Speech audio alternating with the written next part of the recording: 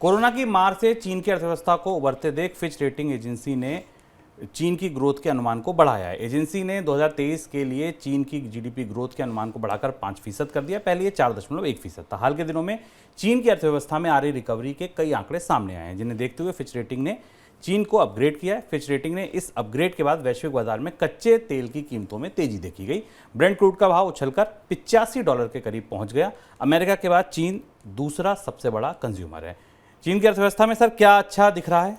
चीन की अर्थव्यवस्था को लेकर लंबे समय के बाद इस तरीके का आकलन आया है, जिसमें किसी एजेंसी ने चीन में 5% की आर्थिक विकास दर का आकलन किया है 2023 में। बीच में जब कोविड के लॉकडाउन दोबारा लौटे थे, कोविड की लहरें बार बार लौटी थी, उसके बाद तो चीन को लेकर दुनिया के बाजार में सेंटिमेंट काफ़ी ख़राब हुआ था। लेकिन अब फिच का कहना है कि 2-3 महत्वपूर्ण घटनाक्रम पिछले दिनों में दिखाई दिए हैं, जिसके कारण चीन की अर्थव्यवस्था में आर्थिक विकास दर अपेक्षाओं से थोड़ी बेहतर हो सकती है, उतनी ख़राब नहीं रहेगी जितनी बात शुरुआत में कोविड के दौरान कही जा रही थी, जो कोविड की ताज़ी लहर आई थी। 2-3 महत्वपूर्ण चीज़ें हाई फ्रिक्वेंसी नंबर में फिच को दिखाई दी हैं। एक तो पहली चीज़ ये कि कंजम्पशन बढ़ रहा है, खपत और डिमांड बढ़ रही है चीन में, और इसकी वजह से आर्थिक विकास दर को मदद मिलेगी। और दूसरा ये कि बाकी जो उद्योग हैं जो कोविड के कारण अपने कामकाज रोक चुके थे, उनकी गतिविधियों में भी बेहतरी आ रही है और रिकवरी तेज़ी से दिखाई दे रही है।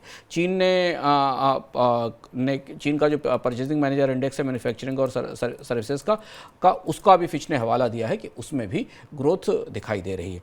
अब वैसे चीन की दृष्टि से देखें, दुनिया की अर्थव्यवस्था की दृष्टि से देखें शुभम, तो ये अच्छी खबर है, लेकिन कमोडिटी बाजार के लिए ख़राब खबर है, या भारत जैसे देशों के लिए थोड़ी अच्छी खबर नहीं हो सकती, क्योंकि इसके बाद हमने कच्चे तेल की कीमतों में बढ़ोतरी देखी। अगर चीन में ये रुख, अर्थव्यवस्था में विकास दर लौटने का रुख और ज़्यादा मजबूत होता है, तो हमें बाकी कमोडिटीज़ की कीमतों में भी बढ़ोतरी दिखाई देगी, क्योंकि चीन की अर्थव्यवस्था में इस साल तेज गिरावट एक बड़ी वजह थी, जिसके कारण हमने अंतर्राष्ट्रीय अर्थव्यवस्थाओं में, खासतौर से कमोडिटी के बाजार में कीमतों पर एक दबाव देखा था। लेकिन अगर चीन से नई मांग निकलनी शुरू हुई तो कच्चा तेल फिर $90 की तरफ बढ़ सकता है।